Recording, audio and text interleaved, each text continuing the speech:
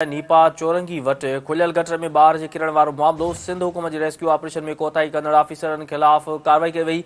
SSP ओभर फारूक रज़ा खे हटायो वियो आहे। आईजी तरफ़ां नोटिफिकेशन पिणु जारी कंदे एसएसपी फारूक रज़ा खे सेंट्रल पुलिस ऑफिस रिपोर्ट करण जी हिदायत कई आहे। ॿिए पासे डिप्टी कमिश्नर ओभर इब्रार अहमद जाफ़र खे बि उहिदे तां हटायो वियो आहे। डिप्टी कमिश्नर मलीर खे डिप्टी कमिश्नर ओभर जी इज़ाफ़ी चार्ज ॾिनी वई आहे। खे आगाह करे रहिया आहियूं अहम ख़बर जे हवाले सां त नीपा चौरंगी वटि खुलियल गटर में ॿार जे किरण वारो मामलो।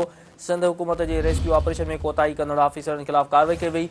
एसएसपी ओभर फारूक रज़ा खे हटायो वियो आहे। आईजी तरफ़ां नोटिफिकेशन पिणु जारी कंदे एसएसपी फारूक रज़ा खे सेंट्रल पुलिस ऑफिस रिपोर्ट करण जी हिदायत कई आहे। ॿिए पासे डिप्टी कमिश्नर ओभर इब्रार अहमद जाफ़र खे बि उहिदे तां हटायो वियो आहे। डिप्टी कमिश्नर मलीर खे डिप्टी कमिश्नर ओभर जी इज़ाफ़ी चार्ज ॾिनी वई आहे।